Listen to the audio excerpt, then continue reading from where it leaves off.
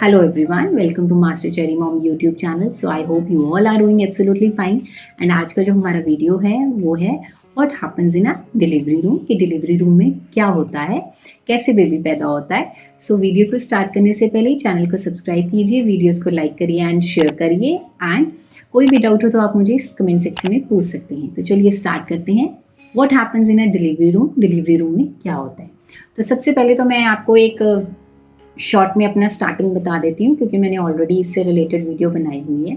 कि जब मैं एडमिट हुई थी, जो रूम मुझे अलॉट किया गया था मैं उस रूम में एडमिट हुई. वहाँ पे मुझे पेन स्टार्ट हुआ था. सो पेन जो है मुझे अराउंड 3 o'clock स्टार्ट हुआ इवनिंग में. मैं 12 o'clock एडमिट हुई, 3 o'clock मुझे पेन स्टार्ट हुआ और उसके बाद पेन चलता रहा. फिर एक पॉइंट पे आके अराउंड रफली 9 o'clock 9:30 के अराउंड जो सर्विक्स था, मतलब यूट्रस का माउथ था, वो 10 सेंटीमीटर जब खुल गया, जब उन्हें बच्चे का सर दिख गया. एक जो वहाँ पे जो मेरे अटेंडेंट थी, नर्स थे मेरे साथ मैम, उनको जब बच्चे का सर दिख गया तो उसके बाद मुझे वो स्ट्रेचर पे लेके जाते हैं और फिर मुझे उस स्ट्रेचर से उठा के डिलीवरी रूम, जिसको आप ऑपरेशन थिएटर भी कह सकते हैं, वहाँ पे मुझे मेन उस बेड पे लेटा दिया गया. ठीक है. तो जब मैं उस डिलीवरी रूम में एंटर हुई तो उस टाइम पे मुझे पेन्स आ रहे थे, जो कॉन्ट्रैक्शंस आ रहे थे वो हर 2-2 मिनट के बाद आ रहे थे. ठीक है. ये मैं इसलिए बता रही हूँ क्योंकि जब आपको स्टार्टिंग में पेन्स आते हैं तो वो कंटिन्यूटी में आते हैं और वो बहुत इंटेंस पेन्स होते हैं. ठीक है. लेकिन जब बेबी होने वाला होता है, जब बेबी का हेड दिखना शुरू हो जाता है, सर्विक्स आपका ओपन हो चुका होता है, डायलेट कर चुका होता है 9 to 10 सेंटीमीटर तक, तो उस टाइम पे जो पेन्स होता है वो आपको रुक रुक के आते हैं, कंटिन्यूटी में एकदम से एक साथ साथ नहीं आते हैं. ठीक है.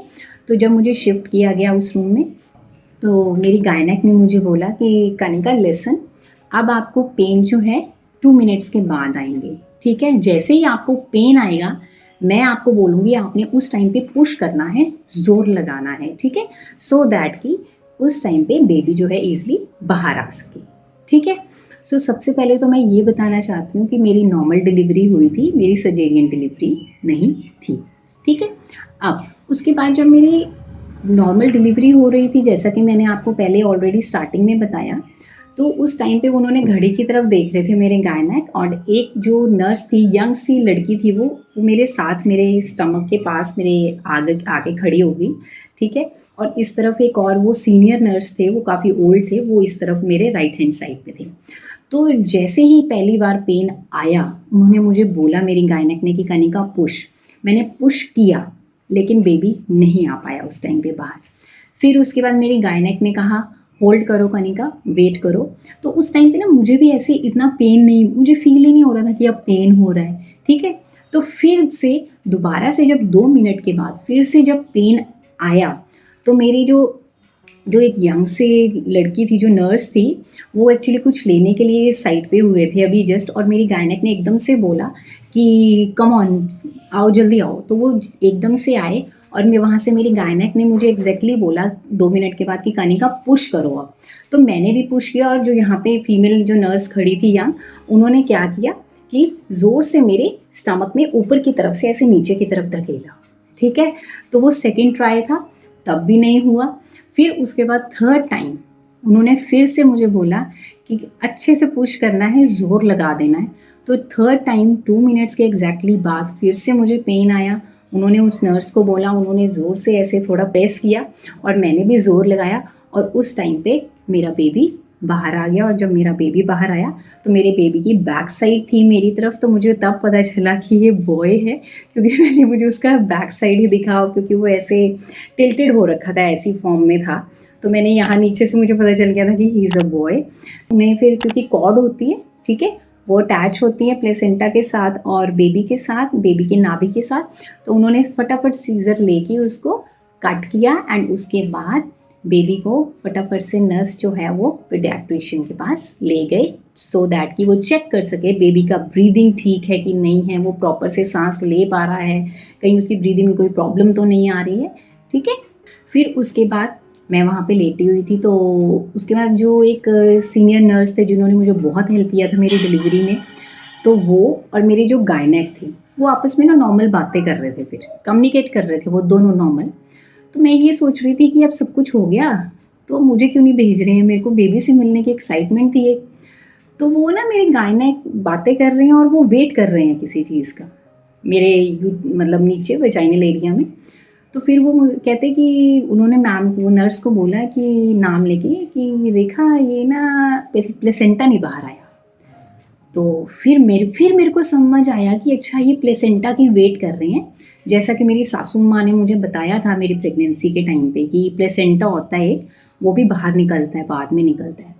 तो उन्होंने 2-3 मिनट्स वेट किया, प्लेसेंटा आया नहीं। तो मेरी गायनेक फिर मुझे कहते हैं कि कनिका प्लेसेंटा नहीं आ रहा बेटा आपका बाहर। तो फिर अब मुझे इतनी समझ नहीं थी, नॉलेज नहीं थी इतना। तो लेकिन तभी क्या हुआ, प्लेसेंटा अपने आप ही ऑटोमेटिकली बाहर आया। तो मेरी गायनेक ने उसको ऐसे हाथ में पकड़ा, ऐसे, एंड उसको पूरा ऐसे वो जोड़ के देख रहे थे।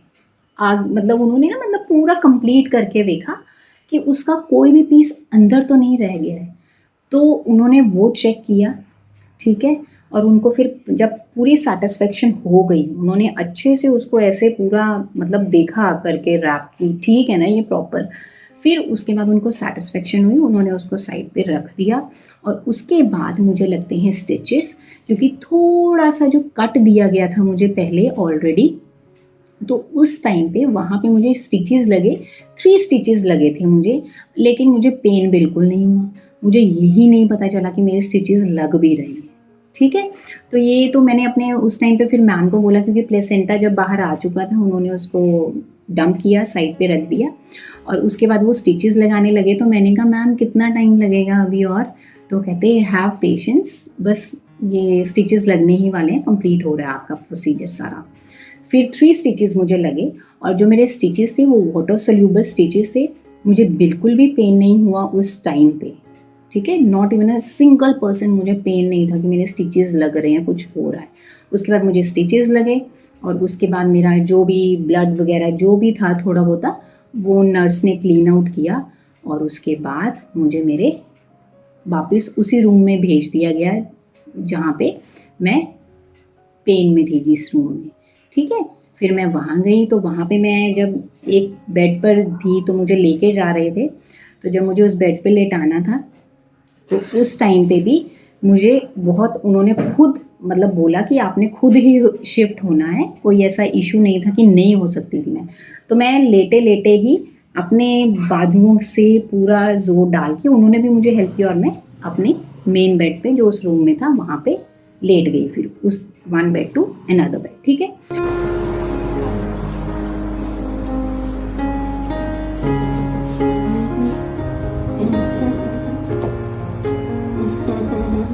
आंखें खुली है, आइज खोली है, देखिए।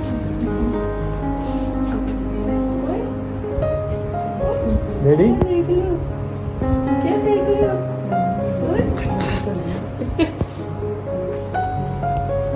तो मैं ये कहना चाहती हूँ कि आपको नॉर्मल डिलीवरी जब होती है तो डिलीवरी रूम में क्या क्या होता है, तो ये प्रोसीजर होता है और कुछ भी नहीं होता है इससे ज़्यादा। सो नॉर्मल डिलीवरी में बहुत सिंपल प्रोसीजर होता है, पेन्स होते हैं, पर everything is fine. So I hope इस वीडियो से आपको हेल्प मिली होगी। जाने से पहले चैनल को सब्सक्राइब कीजिए, वीडियोस को लाइक करिए एंड शेयर करिए। कोई भी डाउट हो तो आप मुझे कमेंट सेक्शन में पूछ सकते हैं। Till then take care, thank you and bye bye.